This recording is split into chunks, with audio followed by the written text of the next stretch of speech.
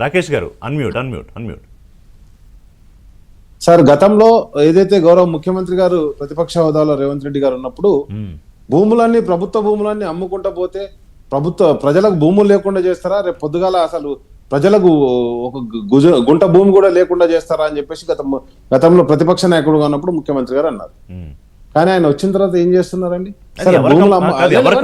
అనేది కూడా point. 1 minute sir, నేను ఏమంటున్నా అంటే భూములు అమ్మడాన్ని ఎవరు కూడా తప్పు పట్టట్లేదు సార్. మేము స్పష్టంగా చెప్తున్నాం, గతంలో ఇదే ఉస్మానియా యూనివర్సిటీ భూమిలో ఏదైతే ఉన్నదో కొంత భూమిని తీసుకొని డబుల్ బెడ్రూమ్ ఇల్లు కడతా అంటే మేమందరం పార్టీలో ఉండి కేసీఆర్ గారికి విజ్ఞప్తి చేశాం.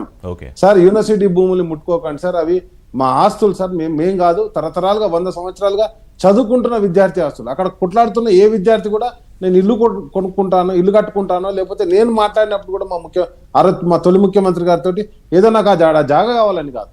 మేము కొట్లాడింది ఏంటంటే, ఇప్పుడు విఠలన్ అన్నట్టు మేమంతా ఈ రోజు ఇక్కడ కూర్చోగలిగినాం, విఠలన్న కావచ్చు, నేను కావచ్చు, మేమంతా విద్యార్థి నాయకులుగా ఆ రోజు విద్యార్థి నాయకులుగా ఈ రోజు మీ ముందు కూర్చున్నామంటే బికాస్ ఆఫ్ మేము విశ్వవిద్యాలయాల్లో చదువుకున్నాం కాబట్టి, ఆ జ్ఞానాన్ని అందించిన ప్రదేశం కాబట్టి దాన్ని అట్లనే ఉంచాలని చెప్పడం జరిగింది.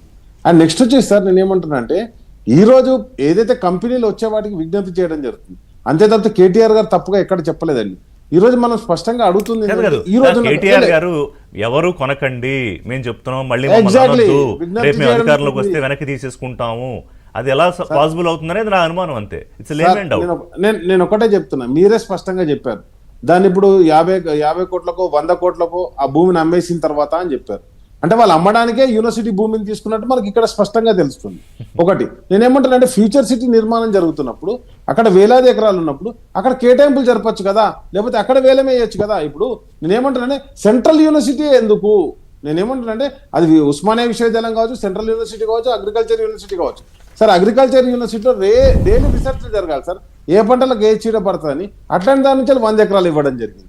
అండ్ నెక్స్ట్ వచ్చేసి నేనేమంటున్నానంటే విశ్వవిద్యాలయాలకు తప్పకుండా ఉండాల్సిందే భూములు. ఎందుకు ఉండాలి అంటే మేమేమంటాం, అక్కడ రీసెర్చ్ నడుస్తుంది, ఎకో సిస్టమ్ డెవలప్ అవుతాయి. అండ్ నెక్స్ట్ వచ్చేసి సార్, ఎస్పెషల్ గా లంగ్ స్పేస్ అనేది హైదరాబాద్ లో కంప్లీట్ తగ్గిపోయింది సార్. మనం ఢిల్లీలో చూస్తున్నాం ఎంత పొల్యూషన్ తోటి ఆ ఢిల్లీ మొత్తం పొల్యూటెడ్ అయిపోయింది. ఈ రోజు మీరు అన్నారు ఇంతకుముందు ఎక్స్పోర్ట్ లో, సాఫ్ట్వేర్ ఎక్స్పోర్ట్ లో 2nd ప్లేస్ కి పోయాం. 2nd ప్లేస్ పోయాం, రేపు 1st ప్లేస్ కూడా పోవాలి. పార్టీలు ఎవరున్నారు కదా, తెలంగాణ బిడ్డగా మనం అందరం కోలుకోవాల్సింది తెలంగాణ అభివృద్ధి చెందాలి. అభివృద్ధి చెందే క్రమంలో అదే విధంగా వాతావరణం కూడా సమతుల్యంగా ఉండాలి. ఆ వాతావరణం ఇప్పుడు నాకు గుర్తొచ్చింది గతంలో కేబీఆర్ పార్క్ వివాదం. అయితే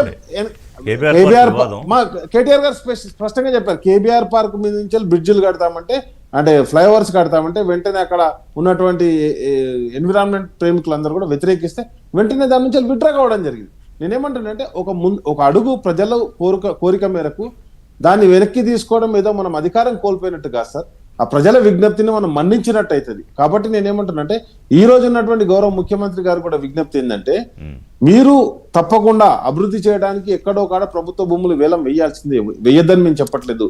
కానీ విశ్వవిద్యాలయాలను కాపాడండి, అదే విధంగా లంగ్ స్పేస్ ను కాపాడండి. మీరు ఎక్కడ కొత్త నిర్మాణాలు చేసినా అక్కడ కొంత లంగ్ స్పేస్ పెట్టండి. తద్వారా తెలంగాణ, హైదరాబాద్ ను కాపాడిన వాళ్ళం అవుతాం. సార్, నేను ఏమంటున్నా అంటే ఇప్పుడు ఏదో రాజకీయ వివాదాలు అని కాదు, మేమేమంటున్నా హెచ్సి విద్యార్థులు వచ్చినప్పుడే తప్పకుండా ఎమోషన్ బాండింగ్ ఉంటుంది.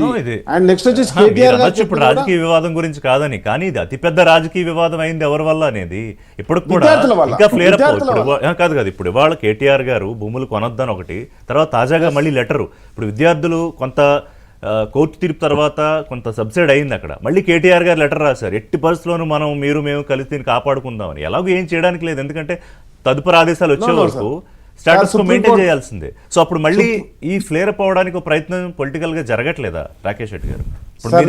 సున్నితంగా బయట వ్యవహారం లేదు. నో సార్, నేను ఏమంటున్నా అంటే ఈ రోజు కేటీఆర్ గారు స్పష్టంగా చెప్పడం జరిగింది, ఆ భూములు విశ్వవిద్యాలయానికి సంబంధించిన ఏకో పార్క్ డెవలప్ చేస్తాం మేము అక్కడ అని చెప్పడం. అదే కాంగ్రెస్ పార్టీని చేయమంటే అడుగుతున్నాం సార్. అదే మాట్లాడతాను. ఇప్పుడు 2000 ఎకరాల ఏకో పార్క్ అంటే ప్రపంచంలో అతిపెద్ద ఏకో పార్క్, సింగపూర్ తరహాలో మరో తరహాలో ఒక ప్రణాళిక గురించి కూడా ఆలోచిస్తున్నారు. దాని గురించి బ్రేక్ తర్వాత సాంబార్ అమ్మని ఏం చెప్తారో చూద్దాం. అలాగే మీరు ఇందాక విఠల్ గారు అడిగిన ప్రశ్న